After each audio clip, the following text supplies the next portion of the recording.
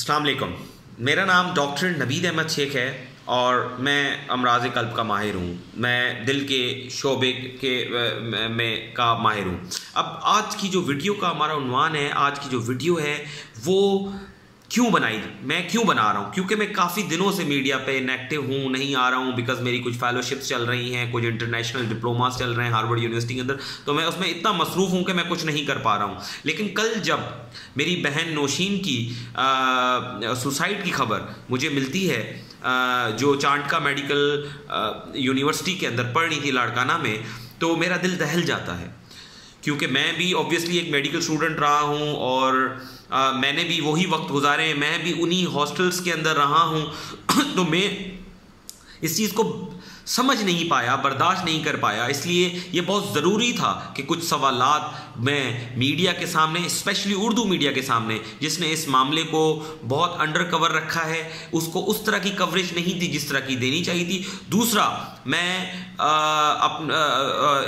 University की इंतज़ामिया के सामने ये कुछ सवालात उजागर करता हूँ कि आखिर आपकी यूनिवर्सिटी के अंदर ये लड़कियां सुसाइड क्यों कर रही हैं। क्योंकि इससे पहले एक रिंद बहन थी, उससे पहले एक हमारी नॉन मुस्लिम सिस्टर थी जिन्होंने ये खुदकुशी की थी, और सारी खुदकुशियाँ खुदकुशी ही रह जाती हैं, उसके पीछे कोई भी आपको सबूत नहीं मिलता।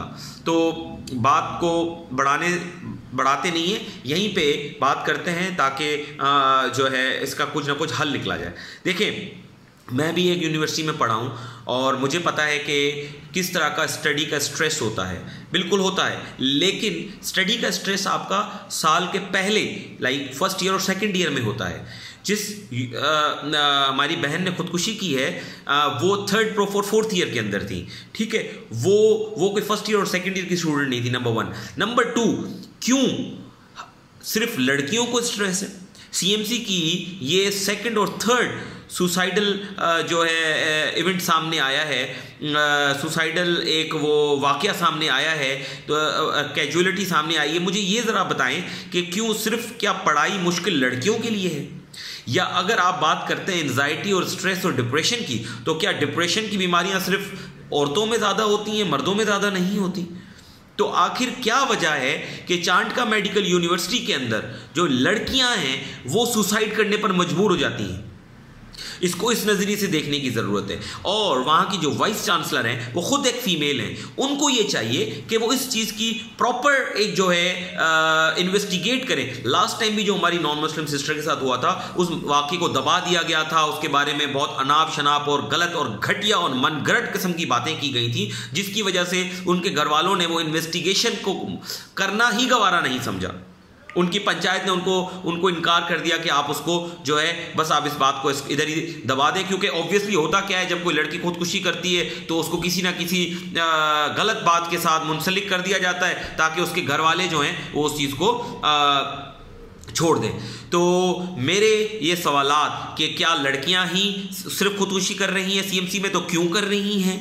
क्या उनके साथ कोई बदफैली हो रही है, या उनका कोई इस्तेमाल कर रहा है, या उनके साथ कोई इस तरह की चीज़ हो रही है जिसके लिए उनके पास सिर्फ एक ही रास्ता नज़र आता है और वो सिर्फ फांसी का फंदा होता है?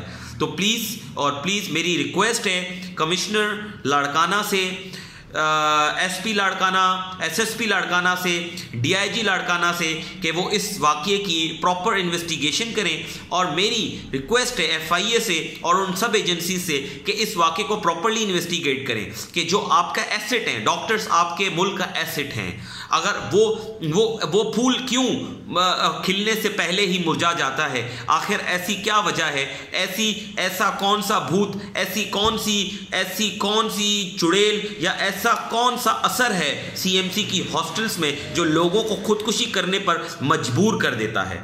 क्योंकि पढ़ तो लियाकत यूनिवर्सिटी में भी लोग रहे, पढ़ तो डाउ में भी लोग रहे हैं, पढ़ तो जो है उसमें हर मेडिकल यूनिवर्सिटी में लोग रहे, तो खुदकुशियाँ सिर्फ सीएमसी में ही क्यों ज़्यादा हो रही हैं?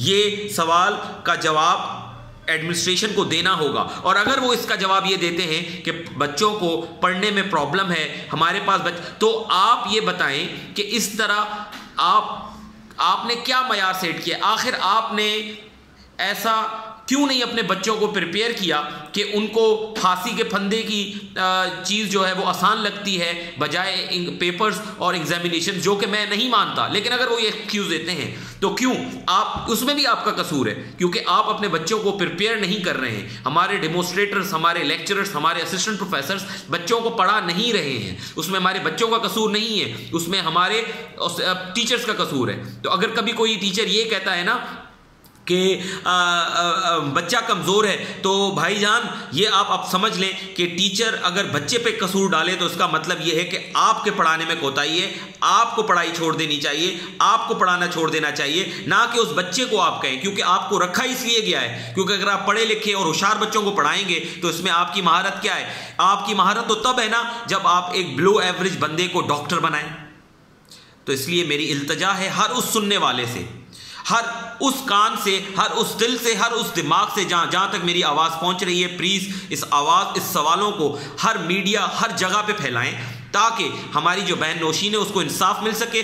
दूसरी मेरी रिक्वेस्ट है वाईडीए के लोगों से, जो वो बहुत बेहतरीन काम कर रहे हैं, मैं उनका शुक्रिया भी अदा करता हूँ। उन्होंने सबसे पहले प्रोटेस्ट किया, उनके पेज पे सबसे पहले ये चीज़ें आई। मैं उनसे ज़्यादा और ज़्यादा ये उम्मीद करता हूँ कि वो इस मसले को एक हायर लेवल पर लेकर जाएंगे, उसकी फैमिली को सपोर्ट करेंगे, और इस बात के अंदर अगर थोड़ी भी किसी ने उलट पुलट की और इस बात को किसी गलत चीज़ से मुंसलिक करने की कोशिश की तो आप नौशीन के घर वाले रिलेटिव बन के इस केस को लेके आगे जाएंगे। तो मेरी आप ये सब लोगों से रिक्वेस्ट है कि जो आज नौशीन फांसी के फंदे पर लटकी है, वो जो लाश है वो हम सब लोगों के लिए एक शर्म का बास है।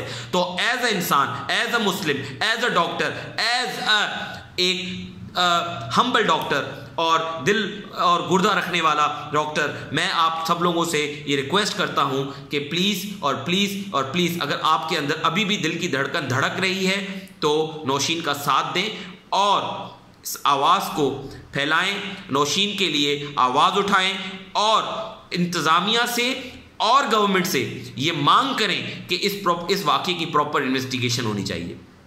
शुक्रिया।